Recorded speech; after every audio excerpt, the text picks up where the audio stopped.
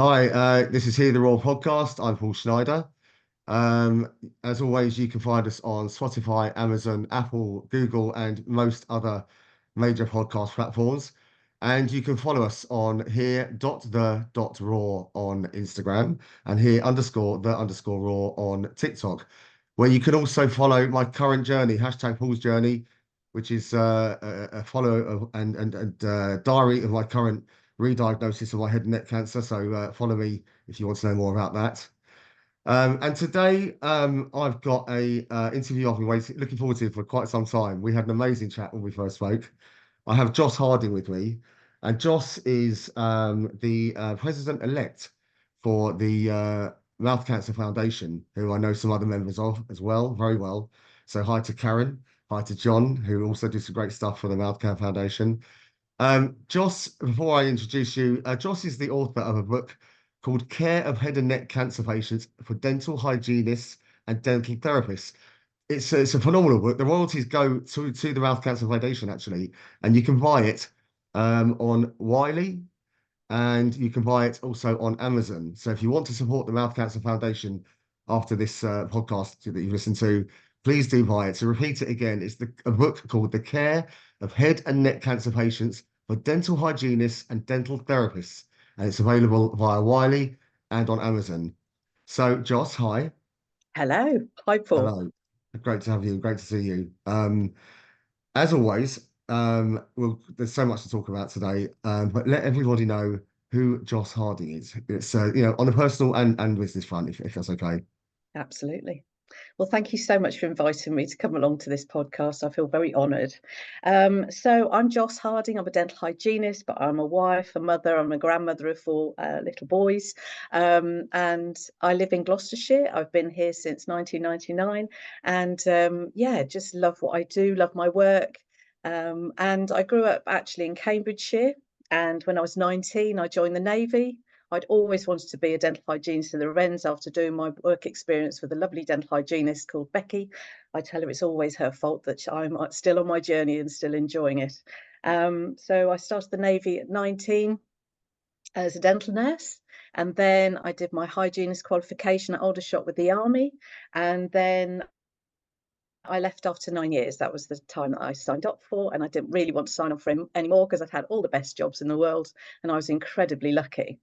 So as a hygienist, my job has kind of bimbled along because there wasn't really a career pathway.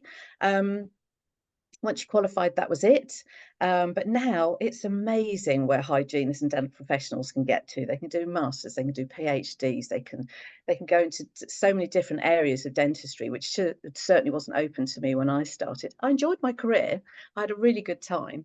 And I'd worked with some amazing professionals. So I'd worked in Gibraltar, Hong Kong, Hawaii. I've been incredibly lucky, sort of pushed off to these different places. Joss, would you like to volunteer? Of course, I'd like to volunteer. Why would I not? So I got to meet some amazing people all over the world. So I was incredibly lucky. So, Yeah. so from your dental career to soon to become president of the Mouth Care Foundation, um, talk us through that journey then. How did that happen?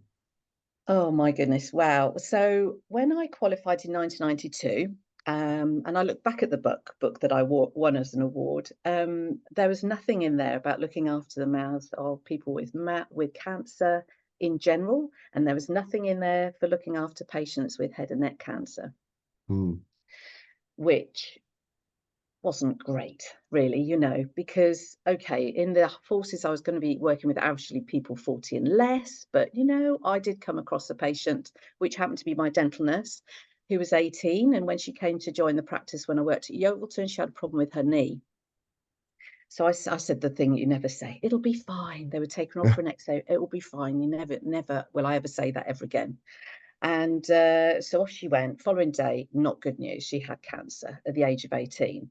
So Alice and I had quite a bond over the years. And so she and I followed each other. We'd meet at her house if she was poorly at home and having treatment. The Navy really looked after her. She'd work half days. She'd be backwards and forwards for treatment. But when I came back from Hong Kong, the last time I came back, she was very poorly. It was just before her 21st birthday. And that's when I saw how awful mouths can be right at the end of life. Bearing in mind, this is a young lady, you know, she was on the ice chips and her mouth was incredibly sore. The team looked after her brilliantly, but it really shocked me. So that had So always what year stayed. was this, Joss? This Roughly? was, so I was in Hong Kong, so I was out there 94, 95, just before the handover in 96. So I left Right, there beginning of right. 96, so quite a while ago. And she had what cancer? She had it had a 50% chance. I think she had a bone cancer type. I'm not sure of the exact type that she had, but she had a 50% chance. And I always remember her saying, Joss, what if I don't survive? You know, I mean, how I wasn't prepared for any conversations like that, you know. No. So we used to have good, honest conversations. I was that little bit older than her. Obviously, I felt a lot older than her because of the genre of patients I was working with, but friends, you Yeah. know, she was very young. So I did get the disturbing call just after her 21st birthday, which I knew she'd had an absolute hoolie at. She was round Portsmouth living it that night. And she passed away not long afterwards. But that image of her in her bed will always stay with me. And when people talk about my journey and where I am now, I think of Alison and I think about how maybe I could have made that end of life just that little bit easier, because it's not about quantity, it's about quality of life. And when it comes to end of life, people should have respect, they should have dignity, and they should have choices, you know. Mm. And yeah, so that stays with me. So that was then. And then I met my stepdad's best friend from school. He'd had mouth cancer and he was struggling with a really dry mouth. So this is where my journey then took me down Okay. mouth care for head and neck cancer patients. He'd had a partial glossectomy, he'd lost a bit of his tongue. He didn't have any other treatments. That was a surgery only, and I'm not saying only, but that's the only treatment that he had. And he had an incredibly dry mouth. So I just found out about these new products that were just starting on the market. So I passed him lots of things to help him with. He actually passed away last year from another problem that he had. It certainly wasn't Hmm. from head and neck cancer. So he lived with this life-term insult, if you like, to his mouth. He lived with that for many, many years. And he and his wife really helped me about the psychological effects of that journey. And I talk about them in the beginning of the book. And so that was about cancer, and that was about mouth care for head and neck cancer patients. So when I went to a lecture in 2016, this is where it all starts.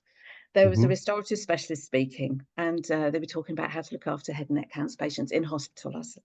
I was one of those irritating people that ask, you know, any questions, and everybody's praying for everybody not to ask a question because they want to leave. And there's And me your hand going, was going up. hello, I always Yeah. ask questions.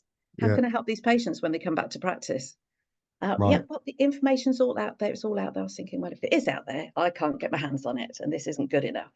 So it happened to be my local restorative specialist. So I was driving home with my friend, and I said, I've got an idea for a leaflet. And she's like, oh, God, there she goes again.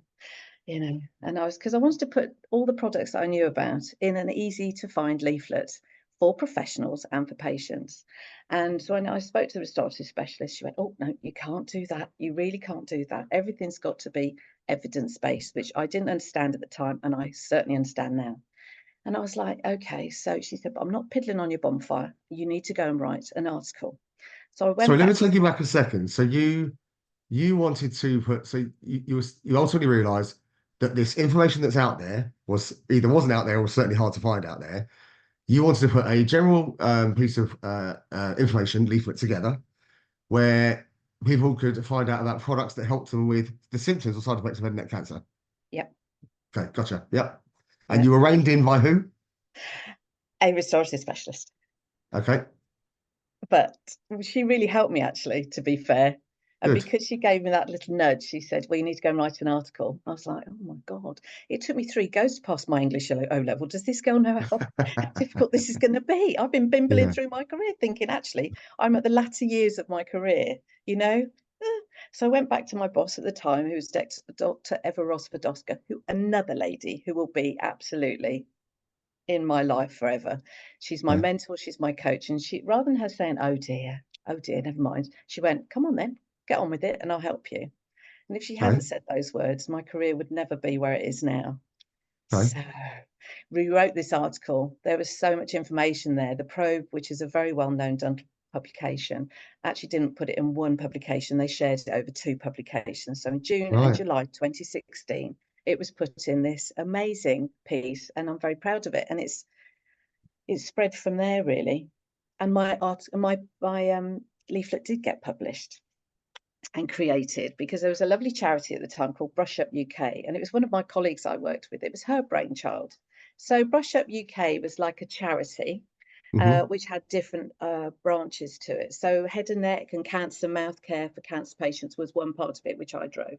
There was other parts of it, like in care homes and children in schools and things like that. So it's all about educating different people and supporting people. So that was great. So we created this leaflet. It free download. It was available and it's been downloaded all over the world. It's been updated a couple of times because products come and go and different Yes. things. You think, oh, I'll add that in. And I'm not paid to put certain things in. I just find out about things. I want to know what's in it, whether it's ethical, the price, is it available over the counter? Is it only available on prescription? All those sorts of questions. And now that I know a little bit more about evidence base, I kind of know what I'm reading. So this leaflet did get published, and that article got rejigged and put into many, many publications. It was #2 publication for the British Dental Journal team over 10 years. It was #2 article with over 31,000, no, 131,000 accesses, which is Wow. crazy. But it just Yeah. goes to show people want that information because people are Yes. getting patients in their chairs with head and neck cancer, but also cancer, and they want to know Yes. how to look after their mouth before, during, and after treatment. Yes. And I And went this, back to my book, and there was nothing in there. yeah. And so this is why I started here the Raw podcast. And this is why actually I'm interviewing you, and this is why I interview, if I'm honest, my biggest problem that I have is there's too many people to interview and too much information to get out there. It's a great problem to have. The I've always said my experience, I can only talk about my experience and the experience that's been shared by others, that the NHS are amazing at getting you in, getting you treated, keeping you alive, getting you out. They struggle today um, with late effects because survivorship is now a thing. It exists because survival rates are so high. Therefore, survivorship comes with all its late effects. And, people now suffer the lifestyle of Mm. survivorship. And so where I'm going with this is the reason I want to set up here the rule so that the average Joe or Jane or anything in between or different, whatever, could hear that outside of the NHS, there is different things available, whether that's just advice, whether that's access to people, whether that's products, whatever it might be. The NHS is not your sole answer. It is definitely a needed and much major factor to your answer. So, so fair play to you. Where can this, where is the latest version of that leaflet today? Is it now the website of the Mouse Cancer Foundation? Where do people go? Tell us. I No. think it is on the Mouth Cancer Foundation website, but it's also on my own website. So one summer, I have a friend that I meet every now and again, but I try not to meet her too often because she comes up with these great ideas, and then I don't sleep for about 6 weeks. So she's like, I know that Joss, well. now you've written this article, people want to go, they want to know more about you. You need to do websites. So I built the web. I was like, no way. So I thought, oh well, I'll give it a crack. So I built the website. I did that over one summer holidays. And then she's like, well, people are going to want to hear you. I was like, oh no, you can stop right there. I'm not going on stage, but obviously, as we know, that has happened. And so I try not to meet her very often, but it's been incredible because we're going from 1 in 3 to 1 in 2 for cancer patients. They are Yes. going to generally be thrown straight into treatment. They might possibly have a window of a couple of weeks if they know that there's a problematic tooth that needs removing. It's very different for head and neck cancer patients. We know that there's that check before head and neck patients start their treatment. But for I've got general some cancer stats here patients, actually, just well, on point. It's good timing. So I'm interrupting for a oh reason. no, no, no, please do. These are from the Mouth Cancer Foundation's website. So over 8,864 new cases of mouth cancer each year in the UK. Over 3,030 lives are lost to mouth cancer each year. Now it doesn't state whether that's UK or globally. It doesn't matter. It's still a big number. And mouth cancer affects 650,000 people worldwide Worldwide. every year. Yeah. Big numbers. So, there's various forms of head and neck cancer. Mouth cancer is certainly, I think, one of the larger percentages of, if I'm not mistaken. Sorry, So the over to you. You were saying. statistics, no.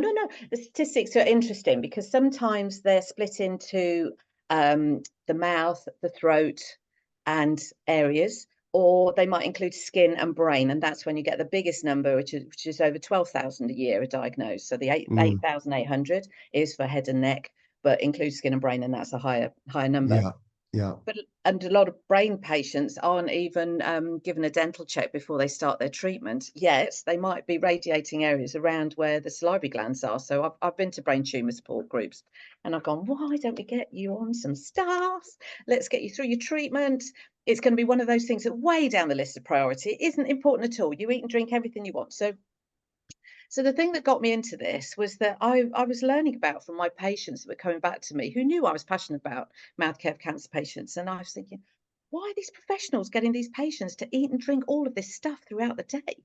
This is going to end up with terrible decay rates. It's not going to be good. They're going to come out and then they're going to have to fix it all, and they're going to have to pay to have it fix it all. But Hmm. actually, once I learned about the journey of a cancer patient, I was like, Joss, get off your high horse. These people need to eat and drink everything they possibly can. They need to keep their weight on because they often lose a stupid amount of weight. And Yes. I didn't understand that. So what I used to do when I then started in MaxFax, I'd say to my patients, because we were connecting in lockdown over the phone. Now my patients were about to start their journey, they weren't listening to a word I was saying, or they were in their journey and their mouths were so sore I was actually talking to their partners and things like that. Yes. And when they were eating, I was like, right, what are you eating? And being a dental professional, they wouldn't tell me what they're eating. I was like, come on, tell me what you're eating. And if they were enjoying a sticky bun, I would say, right, you need to eat sticky bun morning, noon, and night. I want you to eat all of that stuff to get it down your neck. You need that weight on. You need the Yes. sugars in there. You need the calories. You need the fat. Ignore me. I'm going to supply you with toothpaste, which all head and neck departments should be giving their patients or prescriptions for, Yes. to help with that problem of tooth decay. But I just wanted to build a bond with those patients, and I'd say, right, when you Yeah. come back after treatment, then we'll have another little chat about your ongoing dental care. But for now, eat and drink everything you possibly can and enjoy it. You know, it's Yeah, really you're right. important. There are so many products available. I mean, I had the fortune of getting put in touch when I was diagnosed 3 years ago with my head and neck cancer, which is carotid cancer. I being me, when I was having my box ticking call from the oncology team at Mount Vernon, every time they asked me a question, I had three back for them. And they actually said to me, "Look, we're only on this call to I'll get these questions, and they were actually forced in the end to put me in touch with the Swallows. Mm, There was a little bit of stigma there. A charity, I don't want to talk to a charity, but I realized I don't know what I'm doing. I called them that night and got the support box from the Swallows and suddenly became aware of more products and ultimately products at the end that the hospital weren't providing me. Not for any particular reason. I think usually it's budget, maybe, or it's just mm, preference that they've got a different range of products. But things like toothpaste, for example, are so key because you could get toothpaste that are obviously non-minty. Now, when your mouth is on fire, and fire is a bit of an understatement, these things are so key. You know, mouth sprays, you know, mouth gels and mouthwashes to help you with mucositis. It's really important. So what I to stress here, anyone listening. Yes, absolutely. Follow your oncologist, your radiologist, your chemo team's advice, but also get some advice elsewhere from people that know, like the Mouth Cancer Foundation. They're not going to back a product that doesn't work, hasn't been used, isn't tested, isn't approved, etc. But the more you can have, the better your journey is, right, Joss? absolutely. It's all about making the journey as easy as possible. Easy as Yes. possible. And there is national guidelines for what we should be recommending. There's Yeah. products only available through hospitals that are on prescription, but there's plenty more that are available over the counter. And the Yes. thing that I struggled with was that some people don't really care if it's evidence based because people don't always understand what evidence based is. And if their best friend said from the other side of the world that it works, they're going to buy that. They don't care what it's Yes. made of, if they're going to buy it. So I'm just like, Yeah. do whatever works for you. If Yeah. it's honey, if it's this, if it's that, then do whatever makes your mouth comfortable. Yes. Mucositis. I learned about oral mucositis when I spoke at a conference in Brighton. There was a lovely clinical nurse specialist, a Macmillan nurse called Sonia Hoy, very well respected lady. And I can't unhear what she said. So oral mucositis, if you imagine a pizza and it's burnt your mouth, Imagine it's burnt it hundreds and hundreds of times, and often it doesn't just stay in the mouth. It's burnt all the way from your mouth to your anus. Now, can those patients eat and drink? Can they brush their teeth? How are they feeling? Absolutely rubbish. So there was so much to learn that I didn't know about because I wasn't trained about it, which is why the book came about. So in lockdown, I had a bit of a moment. Don't ever give me 3 months off again, because I was like, okay, I was walking to Max Facts, and I'd set up this Facebook group for hygienists and therapists working in Max Facts, because we're usually quite a lonely bunch. I only worked half a day a week. That's all that was budgeted. And I connected with all these lovely other professionals over the UK.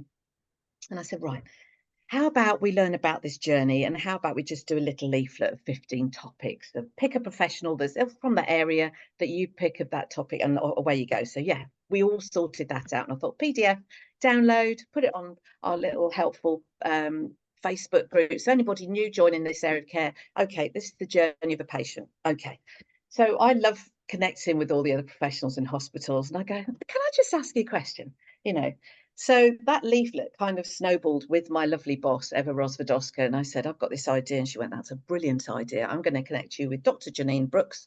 And Dr. Janine Brooks went, that's a very good idea. I'm going to connect you with Wiley. And I was like, oh my goodness, this is starting to get legs. Because it wasn't just me that didn't know about this journey for head and neck cancer patients. It was a whole load of us. Because the awful thing is, when you start in Max Facts, working with head and neck cancer patients, there is no extra training. I have my skills as a hygienist, which I think are pretty fair, but I had nothing else. And actually, when I put my details into the Facebook group saying, I've just got a job in Max Facts, any hot tips? They were like, Do you want to Joss, explain? Do you want to explain? Just explain who Max Facts are. So Max Facts are a wonderful department. They are made of dental nurses, surgeons. There's a whole gamut of restorative specialists. It's a whole plethora of amazing professionals who solely look after head and neck cancer patients, look after skins of head and neck skins of patients. It's a small department in most hospitals, and some deal with more advanced treatments than others. Yeah. Thank So you. I was very lucky and very fortunate to be invited to take up the role as a hygienist in Gloucestershire Royal Hospital in January 2020. Well, we all know what happened in March 2020, and that's kind of where my role rocked, because I couldn't see patients for a while. So I was trying to connect with them, as I say, on the phone. Not ideal, not for head and neck cancer patients for lots of reasons. And I would ask the patients to come in with their partners and other halves. Now, nobody else was supposed to be in that surgery with patients. I was like, I'm not having that. I'm probably a bit wrong at the time, but I was just like, these patients need somebody with them when I'm talking to them. And then I look at them and I say, and how are you doing? Because it's not, as you know, it's not just that person. It's everybody. It's like dropping a stone into a pond. It's the ripples. It's all those people at the support network. I need to connect with them. I wanted them to say, he's lying. He's not doing what you're telling him. I needed that. And I was like, no, Yes. come on. I'm your friend, I'm a hygienist, but I'm your friend, professional. I'd have that level of empathy. I could keep myself separate, but I knew how to look after my patients, really. And it was interesting. So this leaflet kind of snowballed into the book, and that's when I was connecting with all these people and professionals. And I'd say, right, well, what other chapter do you think should be in the book? Not that you're busy enough already, because we're the busiest time of the whole wide world, in hospitals. And do you mind writing a little chapter for me? I don't want a masterpiece. I just want a chapter. Yes, Joss, yes. And it kind of went from 15 topics to 49. Wow. Yeah, bit of a wow. And Wiley were like, would you like to publish this? I was like, I've got no idea what I'm doing, but yeah, okay. It's Fill in the amazing. forms. Off you go. It's amazing. So the Mouth Cancer Foundation, Yeah. right? Or let's who are they? What I mean, I think the clue's in the title a little bit. Yeah. But what do they do? And I think what's really a good question to ask you, put you on the spot a little bit, as going in as the new president, what are you gonna change, improve, or what do they call it? Is it a mandate that prime ministers have? Yeah, that politicians have if they get into power. Yeah, my red box. Yeah. Well, I've been involved in the charity since 2018. I was very kindly invited to be a clinical ambassador, which I thought, crikey, can I do this? And I've got to meet some amazing people. So the Mouth Cancer Foundation isn't just for people with mouth cancer, it's for Mm, people with head and neck cancer. So it's set up by mm. Vinod Joshi quite a long time ago. It's 20th anniversary of the charity next year. Amazing, amazing. So Yes. it's one of the longest running head and neck cancer charities in the UK. Phenomenal. It's Yeah. full of volunteers, nobody gets paid. It's just brilliant. So the money that is raised helps to raise awareness, create literature, create posters. Everything's free downloads now, as we're able to get all sorts of literature for patients and for carers or caregivers. So there's a lot of support there. In lockdown, we knew there was a lot of people feeling very isolated. So the charity said, Yes. would you mind setting up something called a coffee morning? So we did it on a Wednesday morning. I was off anyway. So I was like, yeah, let's do that. So this is where I met lovely Karen. And Yes. Karen and I set this up, and it's just gone from strength to strength. And Yes. then it was great because there is a postcode lottery with aftercare for head and neck cancer patients, unfortunately. That's the way it is. I would love to change that. I would absolutely love to change that. I'd like to everybody to get offered the same thing once they get discharged from hospital, because there's financial implications to all of this surgery and treatment, and patients got to be able to access dentistry, which we know is an absolute dilemma at the moment, and hot potato and all of that. And I wish I could change that. I really wish I could On that change note, that. though, on that note, it's interesting to mention that anybody that's on ESA as a result of not being able to work, so ESA is it's not universal credit, but it's a government a benefit payment that you can receive if you're not working as a result of some kind of illness. So ESA, if you're on ESA, you can actually go to the dentist to get dental treatment for free. Oh, It's worth mentioning that. So I've okay. actually just had a crown put on the back of one of my teeth for free because I'm on Oh, ESA payments. right. So that's worth sharing. But carry on. Sorry. No, definitely. Because they say that I think the recent paper that came out with statistics about oral care for patients, it was saying for mouth cancer patients, for 5 years, it might cost them potentially £1,500 averagely. But I Mm, think for a lot of patients, an awful lot more than that. yeah. But so there's a way of sort of helping to promote treatments and prevention. Prevention is key, absolutely key. So it might not have been priority at the beginning of this treatment, but dental treatment and prevention is key for ongoing care. Yes. You mentioned the postcode lottery, and I've heard that come up actually quite a bit recently. And are you talking about a postcode lottery when it comes to survivorship of head and neck cancer, the late effects of it's just about late effects of, and therefore the late Yeah. effects clinics, or Well, so that's the thing. Is there late effects clinics? Yes. Where are they? Not everywhere mm, as yet, but I know mm, Karen's driving it. Emma Hallam from Nottingham is driving it. yes, She wrote a lovely chapter for the book. she's interviewing But in a few weeks, Emma. she is incredible, She is, inspirational lady. And yes, I was just delighted when she said yes to writing a chapter on late effects for the book, because I wanted the book to be split into before, during, and after treatments. And I've got 4 patients' journeys in there as well, most powerful chapters in the book, because I wanted professionals to pick it up and to understand the complexities of the journey, but then also to understand what it is actually like as much as we can for these patients long term. mm. Um, so yeah, postcode lottery depends what they're prescribed, depends what they're allowed, and that shouldn't be right. That shouldn't be like that at all. It's not right at all. So yeah, you will have a Why great is that? I mean, improvement. I've got my view on why that is, Joss. Is it down to, the way I see it, very bit of a naive view, is the NHS has a budget. That budget is then divided amongst the various trusts. I'm guessing the size of budget to each trust will depend on the sheer scale of patch of land that they look after, and therefore the amount of hospitals they look after. And therefore, the expenditure of that budget is at the discretion of the trust down to the patient. Is that how it works? Am I right? I Or really, I don't know. I couldn't really comment on that. I just know that the late effects clinics in Gloucestershire's not long started, and it's been run by Samantha Bostock, she's doing a great and job. Yeah, yeah, she's doing a fantastic job. So she looks after patients with any cancer treatments, late effects. The largest yes. number of patients that she sees are head and neck cancer patients. Mm, So, and we know that treatment can get very involved for head and neck cancer patients if, say, they've got roots left or they're starting to get osteoradionecrosis. They need to be seen very quickly, and Yes. treatment, a decision needs to be made what to do. So I'm super pleased that Gloucestershire's got the Laser Effects Clinic. I don't know how Yeah. many there are at the moment, but I know there's a big drive to make them national. Yeah. It's amazing work that the likes of Sam and Emma are doing. It really is. Yeah, 100%.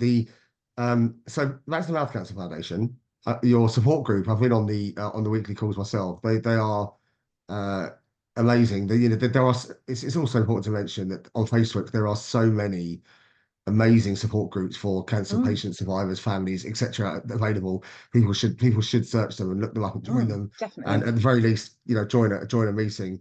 Mm. But I've really found the Mouth Cancer Foundation meetings phenomenal. Just Oh, one of the better ones, if you like, if to put it that way. Um, there's lots of but choice.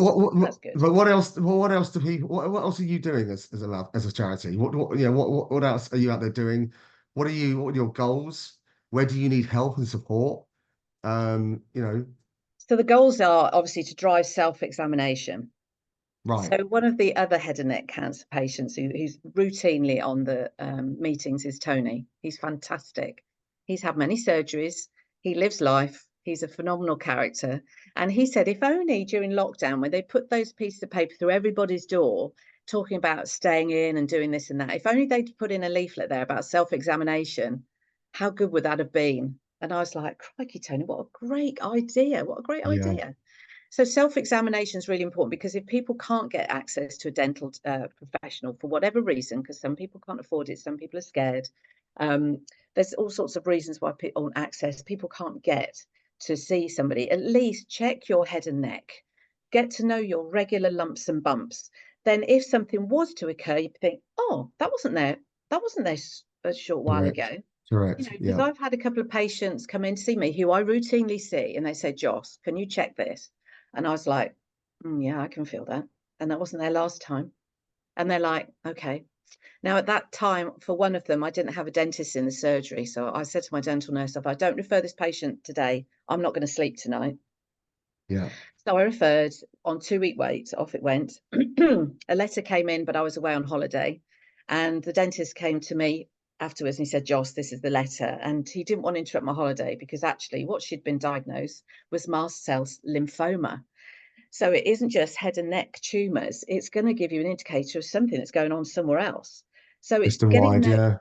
get Yeah. used to your own lumps and bumps. We check our boobs, we check, everything. And when I always encourage dental professionals to, when they are checking patients' mouths examinations, don't call it a soft tissue check, because that's what we're trained to do. Call it a head and neck cancer screening. You'll get that rabbit and headlights look. You'll only get it once. The next time the patient comes in, they're ready. They want you to do it. They Yes. get used to that Yes. conversation. We have a problem as dental professionals saying the word cancer, but I don't get my boobs checked for a soft tissue check.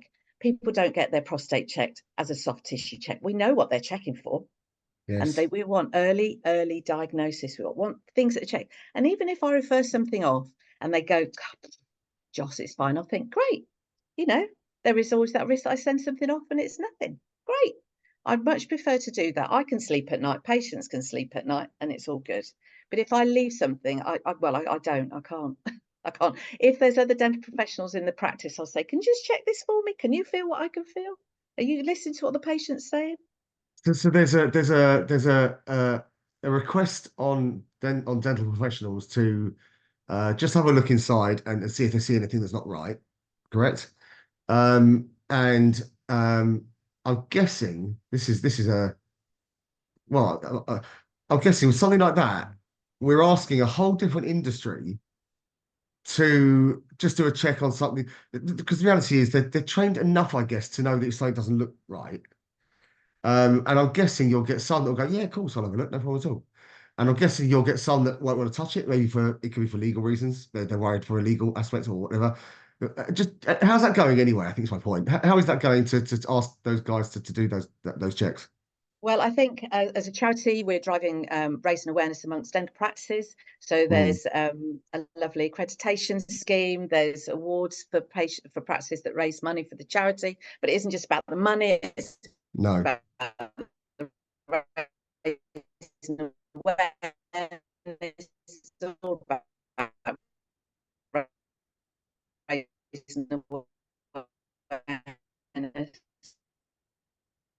Josh, if you can hear me, just stop for 1 second. We've got a connection issue. So dentist, dental Just hygienist, 1 second. should all be doing the intraoral and extraoral exam. Can you hear me? Josh? Okay, so we do have a connection issue. Oh, it looks like we're back. So that's been Yeah. managed quite well. I was just about to start doing an advert, Josh. I was thinking, I'm actually in talks with Friend Health, who want to Okay. support Oh, brilliant. yeah, who want to Brilliant. support here the Raw.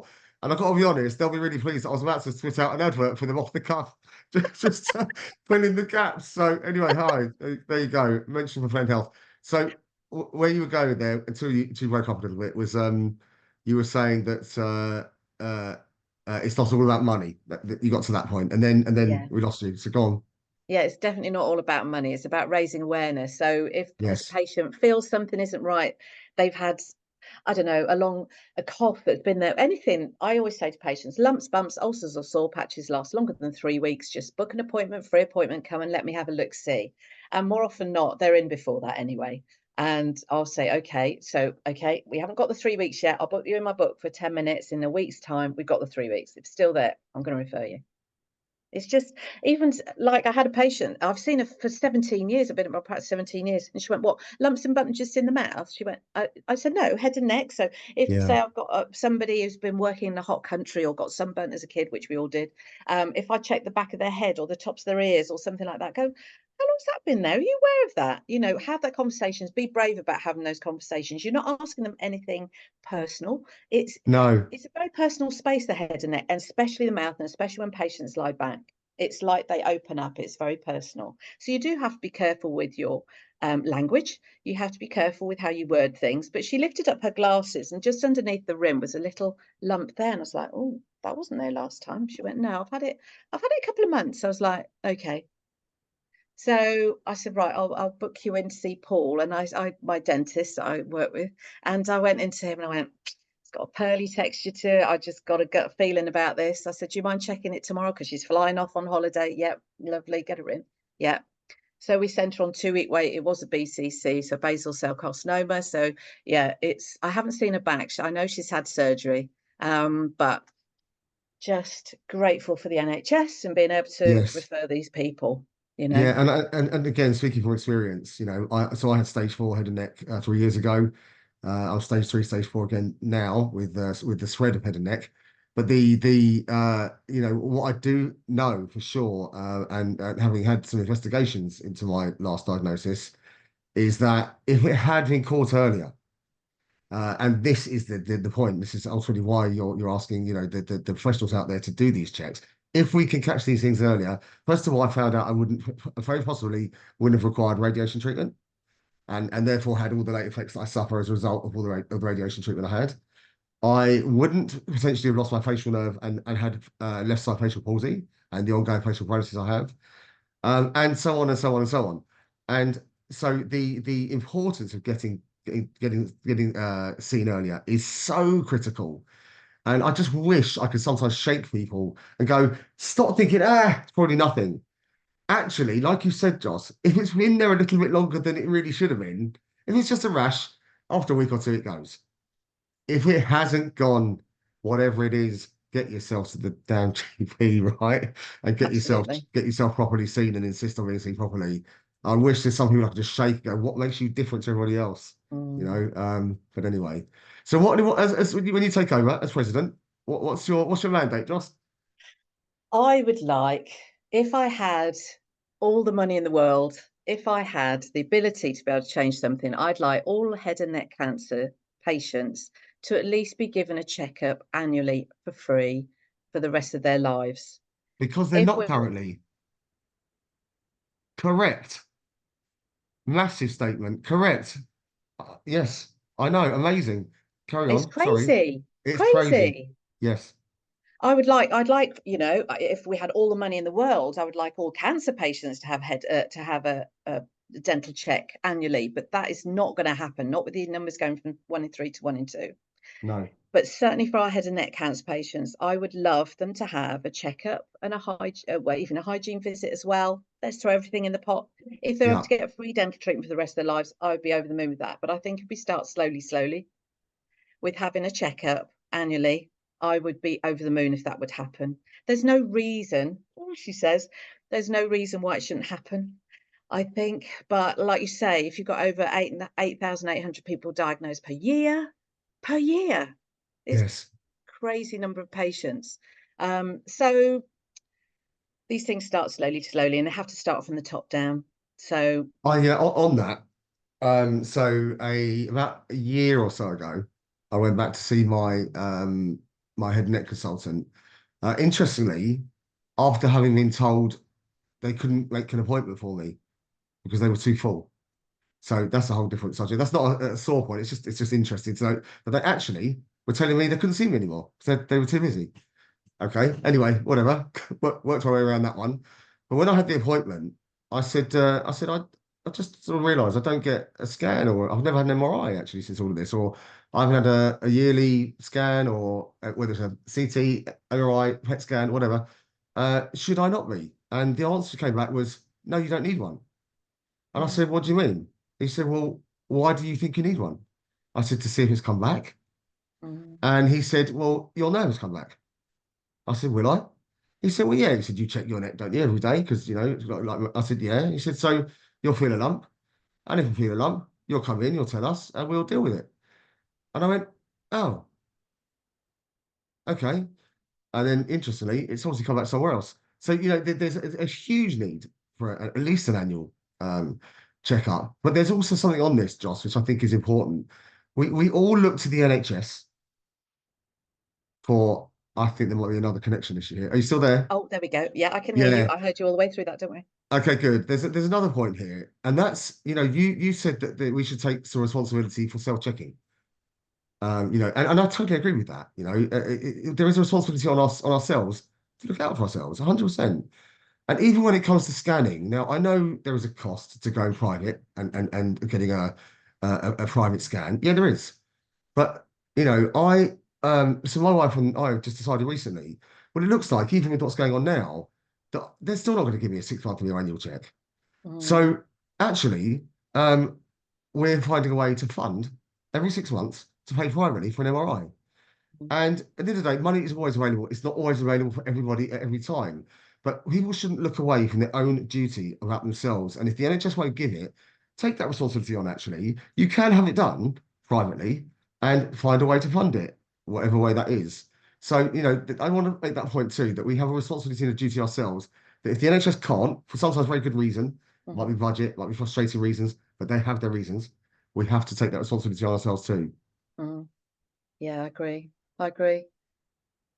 So yeah, so okay, so you're looking for annual checks at the very least for head and neck. Anything else?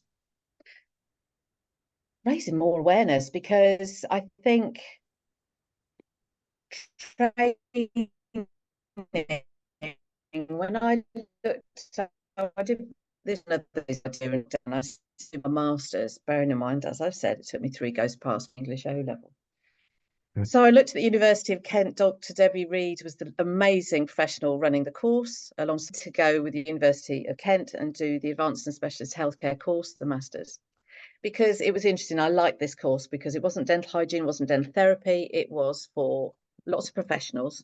So there was GPs, speech and language therapists, physios. There was somebody there with an itch to scratch, and my itch to scratch was about training for this particular area of care. So I did get 3 years. I did my masters. But the one thing that I found from my research, when I asked the questions for present and past head and max fax hygienists and therapists, what training did you have before you started? My hypothesis was they didn't have any, which I was fairly right. The other question I asked of 16, so it wasn't a very involved survey, but the other question I asked, of these 6 topics, which were in alphabetical order, they weren't in a particular order, just alphabetical order, which of these topics do you think should come top? And the one that came top wasn't dry mouth, it was psychology. Ah, And I was like blown away. I was pleased because it's in the book before, during, and after for the patients. But that survey of a good number of Max Fac's head and neck hygienists and therapists was psychology. And it just goes to prove that the training is not good enough. When I looked at the papers and the research that have been done internationally, it was really patchy. And sometimes the intraoral check and extraoral check was only done on certain age groups and certain genres of patients. And I was thinking, this is bonkers. And so there is no standard of care. There is, and if they're lucky enough to be trained in a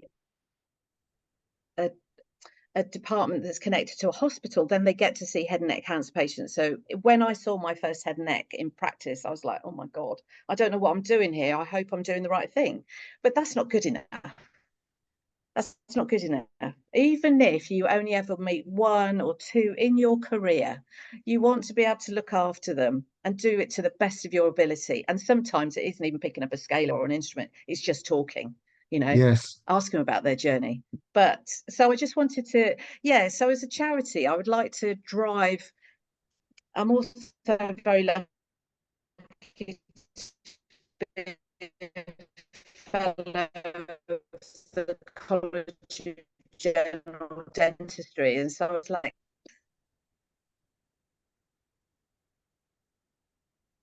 oh, sorry, Paul, are you back? Yeah, I'm back. I think do you know what? Just in the interest of the quality of the interview, the connection started to suffer a little bit more here. I could talk to you for hours, Joss. Honestly, I think we were flowing really Oh, well. But I think just in the interest of the quality of the interview, we've actually got to cut it here. I don't know if it's your end or mine. It doesn't matter. Um, Fascinating, that's amazing interview. Great speaking to you.